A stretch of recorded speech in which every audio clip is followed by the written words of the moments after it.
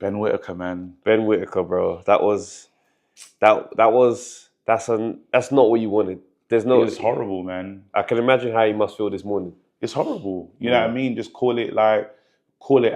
I think there was mistakes that Ben Whittaker made. You know, there's a lot of mistakes. And I just for us to do this thing proper and to do our job proper, just call the thing how you're seeing the thing. You know, I think that I like Ben Whittaker, but then he went away from who Ben Whittaker is. The reason why we got here, or the Ben Whittaker that I saw sparring Felix Cash, I think Felix Cash is a way better performer than Cameron in terms of level and upgrade. But then that's how you choose to fight him in your sparring. Lets me know this is just who you are as a natural. And for me, it felt unnatural seeing him in this way for this level of opponent. Are you with me? I felt like the type of opponent that you got up against you, well, you don't need to change everything. And then after, what it made you feel was, who's done that? Have you made a conscious decision, or have you changed because he's made you change? And I know it's not he's made you change, but then you're unrecognizable to me. And those shots that there's no way the Ben Whittaker I know should even be getting clinched up by a guy that slow, that not on his level. He's elusive. Gone. You know, when he'll look at a punch, pass him, and you're like, wow, and then he might hit you with a nice little uppercut, just to let you know, bro, we are not the same. We are not levels. And what he was there to be hit, and he just fought wrong. He fought wrong. The whole thing for me was wrong from Ben Whittaker. Everyone that said, if you said that this is your audition, is he getting the callback? And for audition, Kate, I'm just talking about for acting now, by the way, guys. In the acting world, you're not coming back from that because you didn't perform like any roles that we've seen you in before. We brought you into this room because we know you do this. And you come into the room and said, I'm doing something completely different. Come on, bro. Yeah, it's one of those ones where it's like you look at it and you think, okay, you've gone.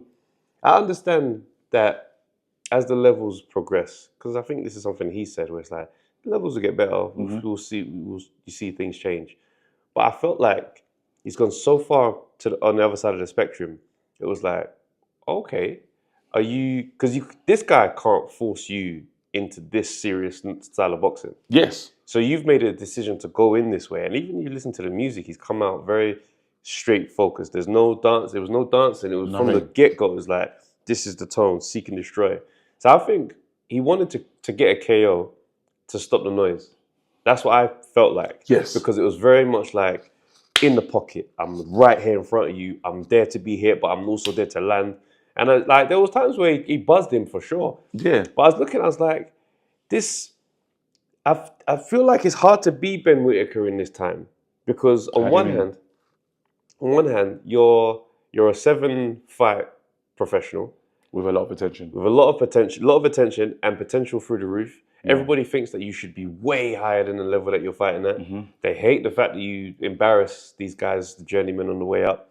So there's like, give us more already. Yeah. So it's high. There's no real time for learning fights for Ben. It's like, bro, you've been saying this, get in there and fight the best guys right now. Yeah. So he's dealing with that. Then on top of the fact that people say you showbox, you showboat all the time. Which is good. Then on top of that, you ain't got no power. So at some point, some people want to say, I want to stop you lot being able to say those things. So it comes out, completely different style, Not himself. Straight down the middle. And I'm like, for me, just add a little bit of this type of focus to your style. Yeah. And you're still a nightmare opponent. Well, I'll never forget when Sugar Hill linked up with Ben and he goes, you're going to stop him from showboating and all this stuff. He goes, I can't. That's who he is. He is that fighter all around. He's not doing it for the sake of it. And this is the problem when outside interference become the internal voice. You know, like he's allowed what everyone says outside of him to change his framework of how he's going to fight this fight. You could have still looked like that, still embarrassed him. And when we get to the real, the real opponent, we say, well, if it was, let's think of a light heavy. Let's say he said he fought Boatsy. I don't expect to see that showboating thing because it's Boatsy. If it's Anthony Yard, I don't expect to see it. Now, if you did it against him, I'd be like, wow, that's incredible. insane. That's insane. Like, that's good. But Cameron, Cameron's gonna make you this guy, you know what I mean? And Ben understands. Ben probably watches, right? And he'll probably watch this at some point. And bro, that's like literally, changing your style for Yamcha. I don't know if you watch Dragon Ball Z or like Krillin. You know the little Barlet one. Yeah. No, bro, you're Super Saiyan for him, bro. No way, bro. That is not your. He is not the level. And this is why, like, a little part of me felt, when it all went, because my man cheated. Let's not get. We have to get to that. You shoved him out the ring. What Cameron did, bro, and Ben is back, fam. Do you know what I'm saying? Ben is back. He goes out the ring. Now people are saying there's a little feeling of did they make up their mind as soon as he hit the rope? We're not doing this no more. The fight's over. Did he make up his mind? Only Ben can answer that. We ain't seen any. We need to see the scan or anything to know really what going. It could be able to tell us, right? And it's one of the ones where for me it's like I think everybody jumped to this whole he's found a way out. As if the fight was let's be very clear. Ben was winning that fight. Yeah. There was no doubt in my mind he was going to win the fight.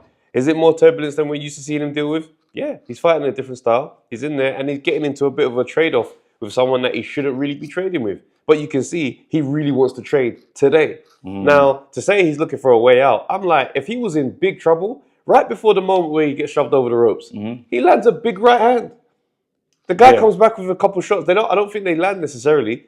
And then they're tussling for it. Bro, the round's going to end. And that's why I'm looking at to myself, the round is going to end and they're going to keep fighting. That's true. However, the other side of it is the shots he was landing on Ben were a surprise. Because they weren't fast, quick shots. They were clubbing right hands. I understand. There was some clubbing right hands, but there was a time I think he hit Ben with 3 in a row. And I was like, again, these are things I'm not used to seeing. Now, if Ben set as such a high standard, that's on Ben as well. Because remember, you dressed yourself up as this, and we're now taking you as this. So when we're seeing that, when we're seeing something completely different, we're saying, hang on, what's going on here? And you know what I mean? End of the day, he can't apologize for the standard he set. It's a good one. And I hope that when he does go back in the ring with him, I want him to go back to type. With this little moments where he stops and says, I'm going to light you up with these shots. Because I think if he can, we know that he can be a little heavy-handed,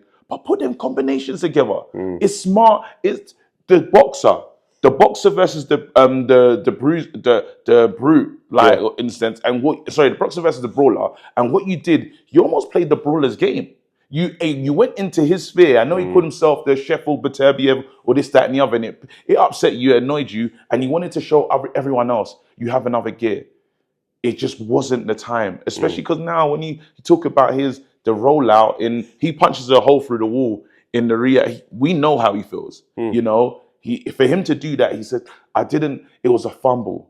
But he can learn. The best thing about boxing, you learn from these experiences. You'll start to, obviously, you cut the grass, see the snakes in the grass as well. Because you kind of see, well, you lot don't fuck with me. You can quickly see who don't fuck with you as well. So then you just know what time it is. And this will be it wasn't a loss, but it will probably feel like a loss to him. It'll feel like a loss. It'll feel like a loss to him. And I think he can only learn from this situation. Yeah. He can only get better from this situation. I would look for them to go straight back into that rematch and just go and handle business.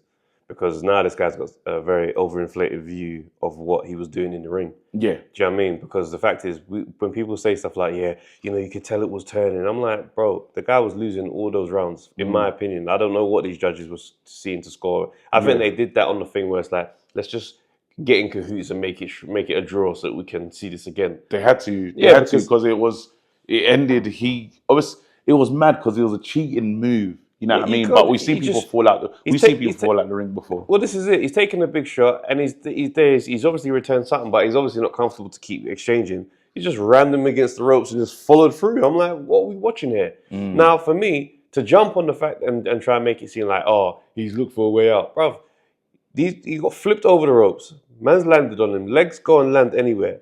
I'm thinking, don't jump to the conclusion Donnie's trying to get out of there. If he was in there losing, I'd say, shit, hey, there's your escape card. He wasn't.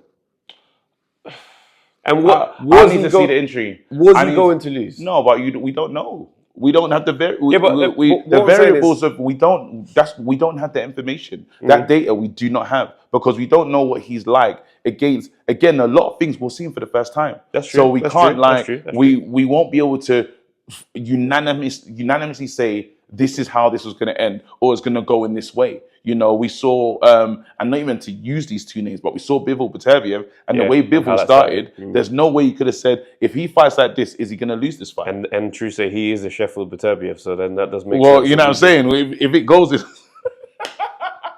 But you can't, basically, you couldn't account for it. And again, I would have said, no chance had Ben Whittaker fought the way I know he does. And I don't even think this guy gets him on the ropes in that situation. I don't even think the correct Ben Whittaker that's in there, he doesn't get to hold him and take him over the ropes like that. Yes, he's been headbutt before, but you know what I'm saying? But to let that happen, you're not on me, move. You know what I'm saying? So what I want elusive Ben Whittaker, I think only if the scan will let us know. But sometimes, you know, like they say, if it's not a break, then it's gonna seem. What I'm saying is the way people are saying, "I've got to see the scan, I've got to see the X-ray." If it's not broken and something is just like severely pulled, people are gonna treat this like a duck. What are you gonna? So what do you think? If it's nothing, if there's no break, if there's nothing, if it's what would it be to say that we couldn't continue anymore? Is what I'm saying. What will it take for you to? The thing is, if you put it this way, you sprain your ankle or your knee, that's enough for you to not be able to fight. Perfect, but I'm saying then you will show that you've sprained your ankle. If there's what on the X-ray? What doesn't the ankle sprain show on X-ray? No, I don't know. There'd be swelling that you can see. I remember Nigel Benn sprained his ankle against Steve Collins, and he tried to fight him, just turned his head. So it's like when you're done in terms of a moment. You got to give stuff. You got to give the people. It's like when we waited. Remember when we was waiting for Billy Joe Saunders' retina scan, and he just uploaded to Facebook. Bro, show us. Show what. All I'm saying is you have to. The main thing is show the public just so you can again keep that quiet. Or if you don't care, it will go away. End of the day, you get healed, come back. Bruck him up in a wicked fashion, not in the fashion that you know to do, and then move on. You know what I mean? It's a learning fight. You learn a lot about yourself in that one. But that's what I've got to say on that. Yeah.